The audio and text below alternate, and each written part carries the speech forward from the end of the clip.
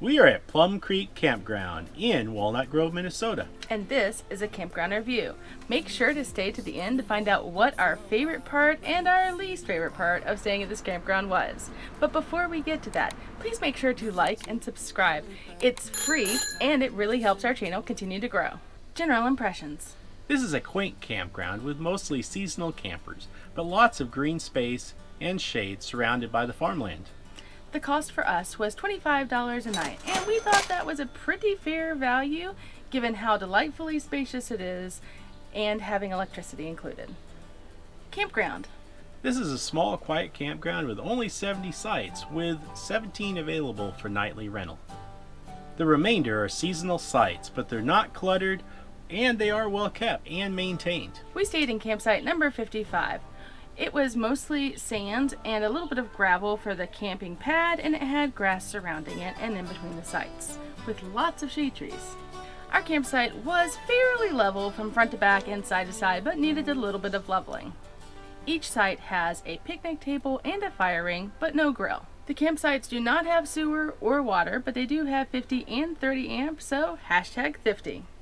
They also offer multiple places throughout the park to refill your water, and they have a dump station that's free to use. There is no propane refill at this campground.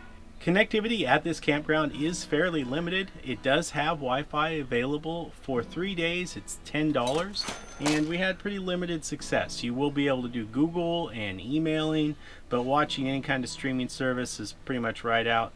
Also, Starlink may be available in a few campsites. However, in most of them, the tree coverage is going to block any kind of Starlink connectivity.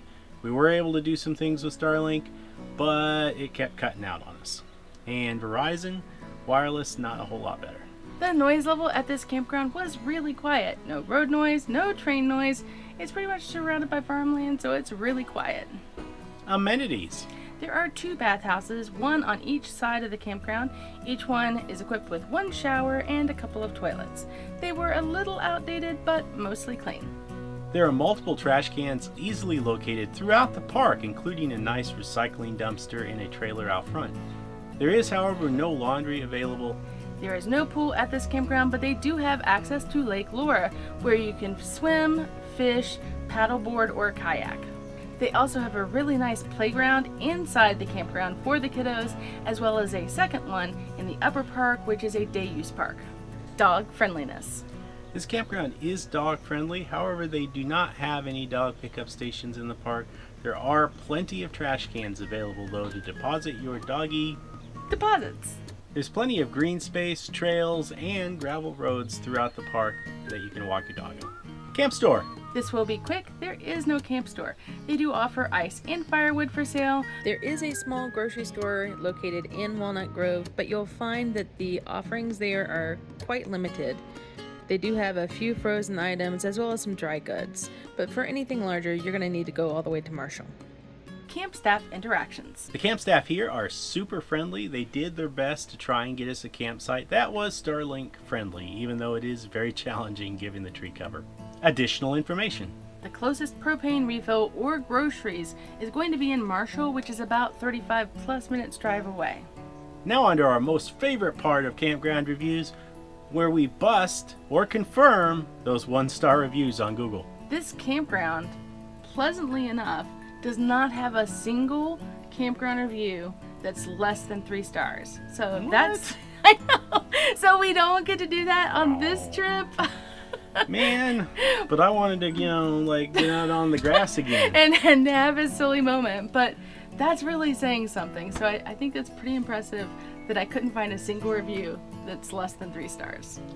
On to our favorite things. We'll start off with the negative and then we'll finish up with the positive. So Mike, you go first. What was your negative for this campground?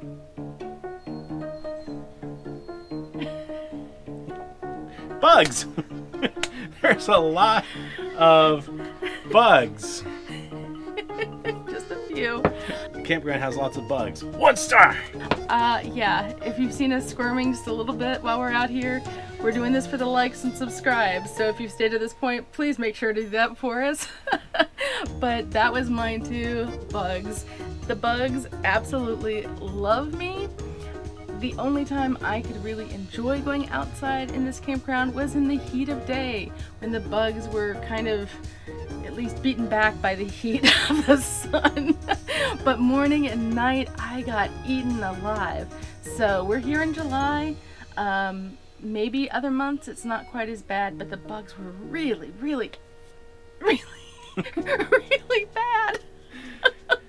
Since we both had the same one, I'll add, I guess, that the campsites can get a bit soft. I mean, if you have a big, heavy rig. Well, this has also been an exceptionally heavy rain season, so it's making the sites probably a little bit softer than normal. Yeah. So enough of the things that bug us.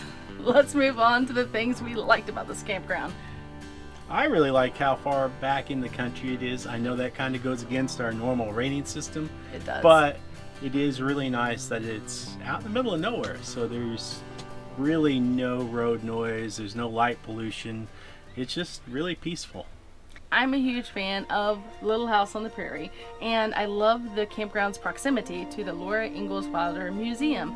It is fantastic to learn about her family, to go and get to see the different mementos from the TV show, if you're a fan of the TV show. I definitely learned a lot about Laura Ingalls Wilder and Little House on the Prairie when I was here.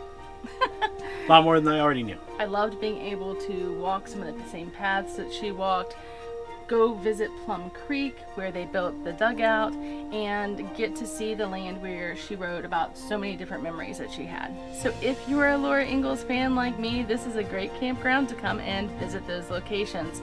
Definitely check this place out, and also while you're at it, check out some of our other campground reviews up here. Or you can check out our experience at the museum and at the dugout in our vlog, which will be over here. Click on it. Click.